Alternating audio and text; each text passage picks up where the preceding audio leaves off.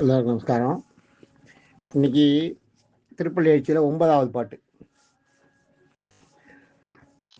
ஏதமில் தன்னுமை எக்கம் மத்தளி யாழ்குழல் முழவமோடு இசை திசை கழிமி கீதங்கள் பாடினர் கிண்ணறர் கருடர்கள் கந்தர்வருக்கெல்லாம் கந்தர்வர் கங்குலுமெல்லாம் மாதவர் வானவர் சாரணர் இயக்கர் சித்தரும் மயங்கின திருவடி தொழுவான் அந்தரம்பாளிடம் இல்லை மற்ற இதுவோ ஆதலின் அவருக்கு நாலோலக்கம் மரல அரங்கத்தம்மா பள்ளி எழுந்துள்ளார் ஏன் இருக்கும் பாட்டு. இதை பாடும்போது எப்படி பாடணும்னா, ஏதமில் தன்னுமை இயக்கம் மத்தளி முழவு மோடி மீ கீதங்கள் பாடினர் கிண்ணறர் கருடர்கள் கந்தர்வர் கங்குலெல்லாம் மாதவர் வானவர் சாரணர் இயக்கர் சித்தரும் மயங்கின திருவடி தொழுவான் ஆதலின் அவருக்கு நாலோலக்கம் அருள ரங்கத்தம்மா பள்ளி எழுந்தருளாயே அப்படி பாடணும். நாலோலக்கம்னா காட்சி கொடுக்கறது. அதான் இப்ப இந்த பாட்டுக்கு அர்த்தத்தை சொல்றேன், கேளுங்க. ஏதம் இல்லைன்னா குற்றம், ஏதம்னா குற்றம் தெரியும் இல்லையா? ஏதம்னா குற்றம், குற்றம் இல்லாத ஏதமில். தன்னுமைனா குளுமையான இசை, உமைனா இசை, தன்னுனா குளிர்ச்சி, தன்னுமைனா குளிர்ச்சியான குளுமையான இசை. எக்கம்ன்றது அதுவும் ஒரு இசை இதுதான். சின்ன பெற மாதிரி இருக்கும், பெற சைஸில் இருக்கும். அதில் இருக்க யாழை அந்த இது நூல் அந்த இது கட்டிருப்பாங்க, கம்பி கட்டிருப்பாங்க, அதை இசைக்கணும். எக்கம். மத்தளின்றது மேளம். ஏதமில் தன்னுமை எக்கம் மத்தளினா மேளம். யாழ்ன்றது நமக்கு தெரியும், யாழ் இசைக்கிறது இல்லையா? யாழ்னா அதான் நாதஸ்வரம் மாதிரி யாழ் இசை. யாழ். குழல்ன்றது எதுன்னா புல்லாங்குழல். குழல்ங்கிறது புல்லாங்குழல். குழல். முழவம்ன்றது ஒரு தாளம். மத்தளம் மாதிரியே ஒரு சைடு மட்டும் கட்டியிருக்கும் தாளம். மத்தளம் 2 சைடில் இருக்கும் இல்லையா? முழவத்துக்கு ஒரு சைடில் இருக்கும், அதான் தாளம் முழவம். கெழுமின்றது அதே மாதிரி தான். இது வந்து முழவன்றதுக்கு தாளம் ஒரு சைடாக இருக்கும், பெருசாக இருக்கும். பெருவாயன்னு சொல்லுவா. அதை சொல்றது சாதாரண சொல்றது பெருவாயன்னு கூட சொல்லுவா அந்த முழவத்தை. அதான் கெழுமின்னா பறந்து, கெழுமி இருக்கிறதுனா பறந்து இருக்கிறதுனா எல்லா இடத்துலையும் அந்த சொந்த சத்தம் கேட்கறதான் இசை கெழுமி. கீதங்கள் பாடினர், பாட்டையெல்லாம் பாடினார் யாரு? கிண்ணறர். கீதங்கள் பாடினர் கிண்ணறர் கருடர்கள். கிண்ணறன்றது யாருன்னா, கிண்ணறன்றது சாதாரண தேவ பாஷையில் பார்த்தீங்கன்னா இடுப்பு கீழே பறவை மாதிரி இருக்கும் உடம்பெல்லாம், தலை மட்டும் மனுஷ தலையாக இருக்கும். அவங்களுக்கு பேர் கிண்ணறர்னு பேர், கிண்ணறர்.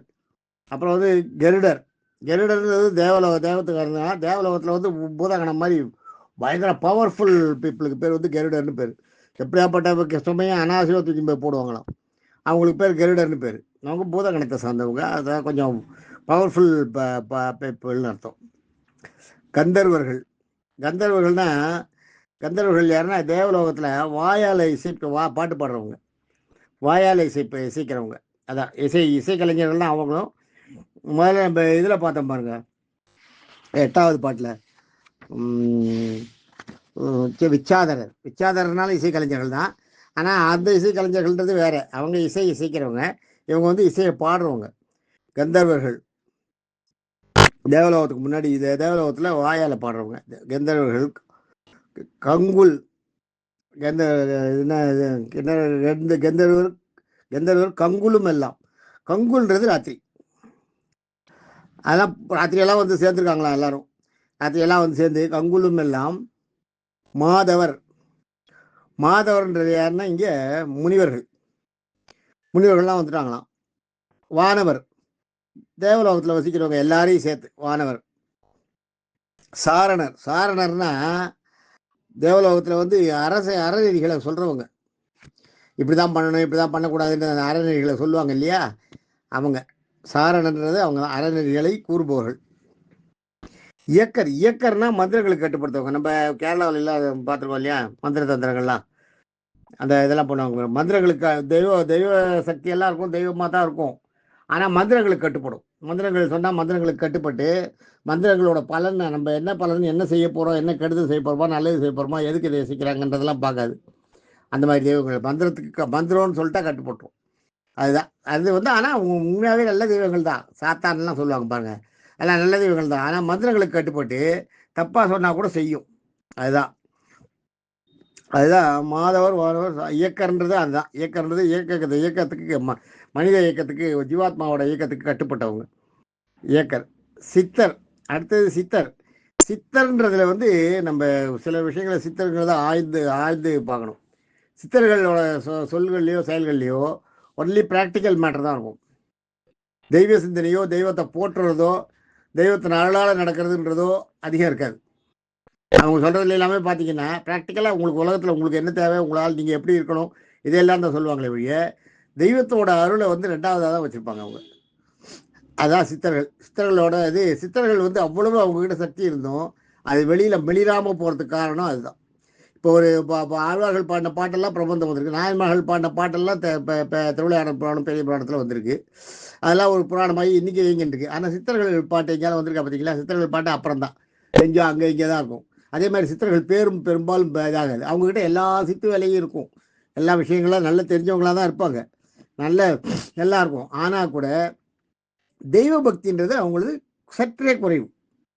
இவங்கள மாதிரிலாம் இல்லை. தெய்வ பக்தின்றதுக்கு அடுத்த ப்ரியாரிட்டி தான் கொடுப்பாங்க அவங்க. அவங்க வந்து ப்ராக்டிக்கலாக எப்படி இருக்கணுன்றதை பற்றி சொல்கிறது தான். அது ஒரு சார்ந்த சிந்தனை. தெய்வத்துக்காக தெய்வம் இல்லைன்னு அவங்க சொன்னதே கிடையாது எப்பயுமே. அது தெரிஞ்சுங்க. தெய்வம் இருக்குது, தெய்வத்தை கும்பிடுவோம், எல்லாம் பண்ணுவோம். ஆனால் அதுவாகவே இருக்கக்கூடாது. நீங்கள் உலகத்தில் நீங்கள் உங்களோட காரியங்களை நடத்திக்கிறதுக்கு நீங்கள் என்ன முயற்சி எடுக்கிறீங்களோ அதெல்லாம் எடுக்கணும்னு சொல்கிறது. சுத்தமாக 100% சரணாகதின்றது சித்தர்கள்கிட்ட கிடையாது. அதுதான் இங்கே சித்தர்கள் துறந்தவர்கள். இகபர சுகத்தை எல்லாம் துறந்தவங்க தான் அவங்க. அதுலெல்லாம் சந்தேகமே கிடையாது. எந்த சுகமும் அவங்களுக்கு தேவையில்லை. எல்லாத்தையும் அவங்க இது பண்ணுவாங்க. சித்த வேலையில் அவங்க என்ன வேணாலும் செய்வாங்க.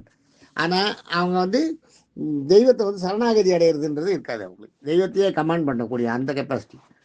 அது மாதிரி சித்தர்கள். மாதவர் வானவர் சித்தரும் இயக்கினர். மாதவர் வானவர் சாரணர் இயக்கர்.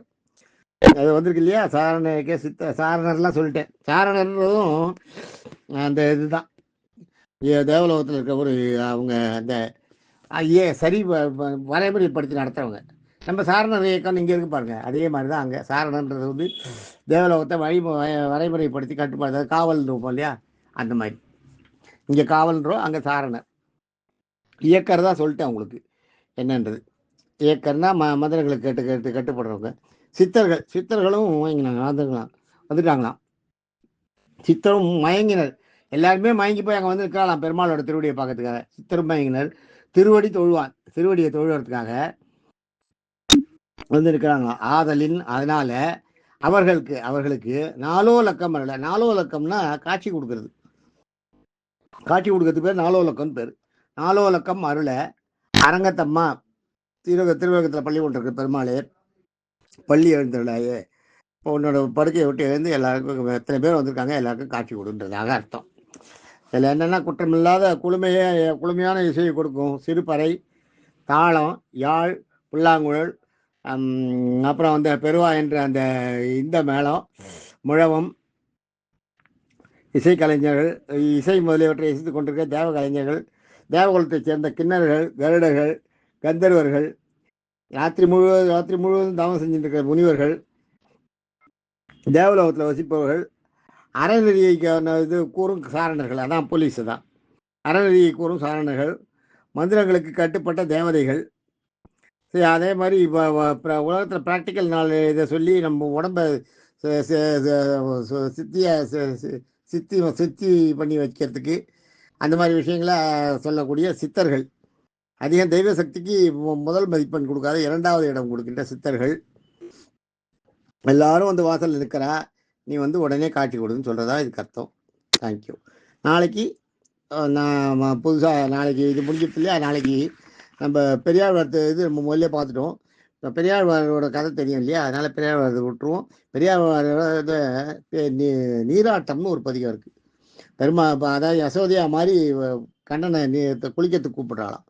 அந்த 10 பாட்டு அதை நாளைக்கு பார்ப்போம். தேங்க்யூ.